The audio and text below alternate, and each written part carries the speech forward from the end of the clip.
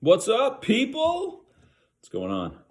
Hey, I've been trying to be a little bit more consistent, but life's weird, so inconsistencies happen. I'd like to start coming on here 5 days a week like the old days, but speaking of the old days, welcome aboard to you new folks. I appreciate you coming by. It's been interesting lately. I did, of course, the boner talk last week, and the response was pretty cool. And funny, of course, because it was uncomfortable to talk about uncomfortable things, but that's okay. So one of the cool parts about doing these videos that are mostly informational and somewhat whatever motivational or funny is that I get more questions out of them. So obviously, in talking about male male sexual prowess last week, there became a lot of questions about testosterone. Obviously, it's a sexual and it's a male hormone that has a lot to do with sexual activity and muscle growth and keeping muscle. And when you're younger, it's important for even more things. But however, did you know that low T is now becoming an epidemic? In fact, male testosterone levels on average have dropped 1% per year since 1980. That was the year I was born.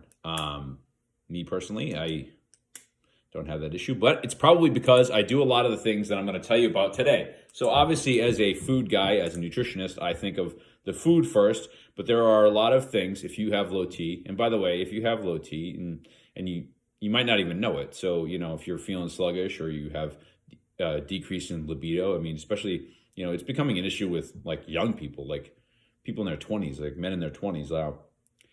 Say what you want about, toxic masculinity and all that other bullshit, but it's important that we have men with testosterone. It's, it's a thing.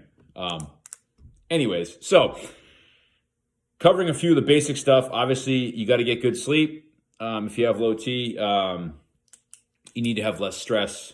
You should be lifting weights even a couple times a week. Will help you hold your testosterone levels where they are, and in fact, probably raise them. Again, I don't get the best sleep of the night, but I do make an effort to lower my stress, lift a ton of weights, get some sunlight. Vitamin D is imperative. We could do probably a whole nother video on just vitamin D, but vitamin D and testosterone levels are infinitely linked. So sunlight is important, or eating high vitamin D foods.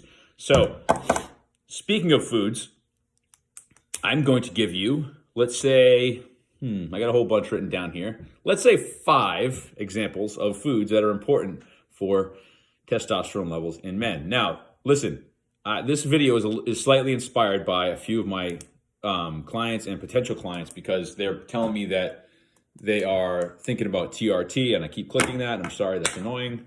It's a purple pen, but it writes blue, so that's cool, unless I'm just going colorblind. Maybe that's the next pair of glasses. So comment below if you're a dude and you've ever thought about doing testosterone replacement therapy, or if you've tried it in the past.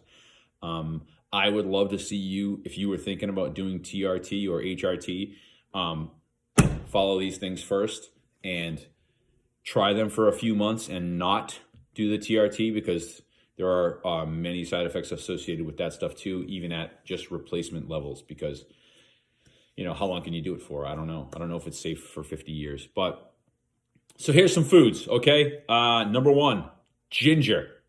Yes, ginger. I use the powdered ginger, like the, whatever, already done up for me ginger, and I throw it like in my bone broth. But you can, use it as like, they have like ginger pills you can supplement with, or you can use it in your food, or you can have like the ginger root. I used to juice it with turmeric and have this little anti-inflammatory shitstorm, and it was amazing.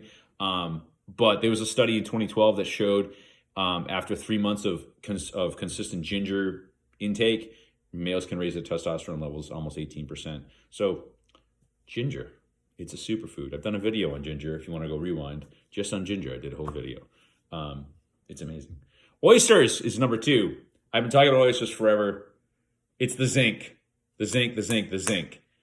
Oysters are the highest food, the highest zinc level, or the most zinc dense food Zinc, zinc, zinc. You are probably deficient in zinc if you have testosterone issues or, what we were talking about last week, issues. If you don't like zinc, if you don't like oysters, you can supplement with zinc. I sell an awesome zinc supplement through my company. You can try other shellfish, red meat, some poultry, beans and nuts, of course, but oysters, number one for zinc. Leafy green vegetables, mostly for their magnesium. This is kind of like, I'm sure you guys are starting to get tired of me talking about zinc, magnesium, potassium, the keys. But spinach, Swiss chard, kale are dense in magnesium, especially spinach and kale. A 2011 study showed that after 4 weeks of supplementation or or at least increased magnesium intake, males can increase their testosterone up to 10 to 12%. So again, this stuff it's not like you're going to go eat some oysters and be like, yeah, like feel like you're on steroids, but it'll help. Fatty fish, okay? Fatty fish like salmon, sardines, trout. Again, like last week we were talking about, this is the same along the lines of avocados for the high omega-3 count. The thing is that your fatty acid profile is probably heavy towards omega-6s because that's how the American diet is built, and we need to balance that better, which will help your whole reproductive system, and including your testosterone levels. That's why I've been saying for so long that you need to eat fat because it won't make you fat. But a good fatty acid profile is super important. And like I said before, I don't have a low T issue, but I eat literally a half an avocado at least every day. I eat tons of fatty fish. I eat sardines right out of the can. I eat egg yolks, which is my next one. Egg yolks. Listen to this. Egg yolks are loaded with awesomeness. And I know that 20 years ago, everybody was making egg white omelets, but cut that shit out. Egg yolks, unless you have some other issues with like familial cholesterol issues, vitamin D in egg yolks is, of course, like I said, with the sunlight thing, important for testosterone levels, as well as the cholesterol. So like, this may sound funny, but if you start experimenting with like an egg, like I've made like an egg yolk omelet, like it's basically all egg yolks and like one white, like the opposite we used to do it. The high cholesterol foods, if you can handle it, not some people can't really handle like all that fat and cholesterol at once because you'll have some some distress, as they say. But the cholesterol can give you like a bump in testosterone. Like I said, if you're not dealing with any other cholesterol issues. So that's a few of my favorite foods as far as low T. I mean, you could do tuna, you can do grass-fed beef because it has also has a good B vitamin profile, which is important for testosterone levels, and of course zinc. I mentioned beans, I think, before. Yeah, that was part of the oysters part. But like I said before, this is all kind of like lift weights, have lower stress, get out in the sun. If you're looking for a supplementation type of thing, like I said, zinc, vitamin D, the B vitamins, all important for testosterone. There are a couple of herbs, ashwagandha being one. I used to take a supplement that had ashwagandha in it consistently. Now I just kind of take the ashwagandha by itself. There's a couple other things like tribulus that have been known to try and like boost it a little bit. I was reading about another one the other day. We were talking about it in the sexual one. Ginseng, but not the regular one that you used to. It like comes in Hassan ginseng. I forget those are special ginseng. The one I mentioned last time, that's the one, helps with testosterone. That's why.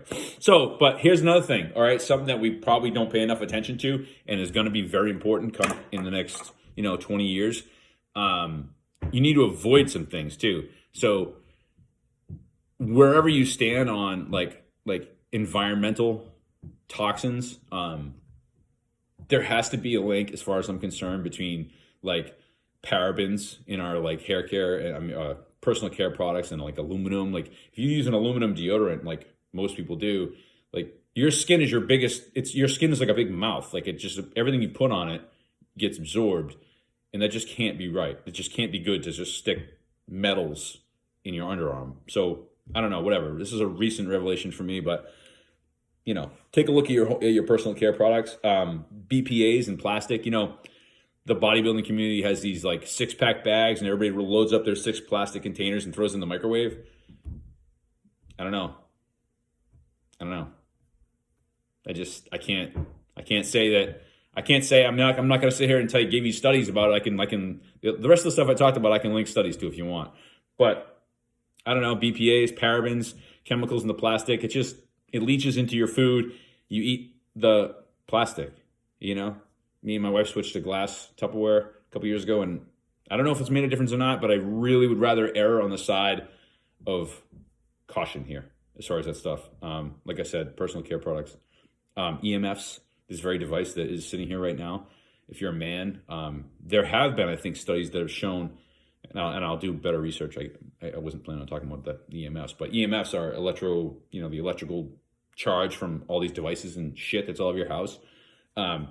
There was a study about men who put their cell phone in their front pocket and decreased fertilization. So, like I said, that stuff can get a little woo, but I don't know. I'd rather err on the side of caution. You know what I mean? So anyways, if you've made it this far, 11 minutes and 20 seconds in, I appreciate you. Comment if you're thinking about doing some testosterone replacement, and we'll talk soon. Stay healthy.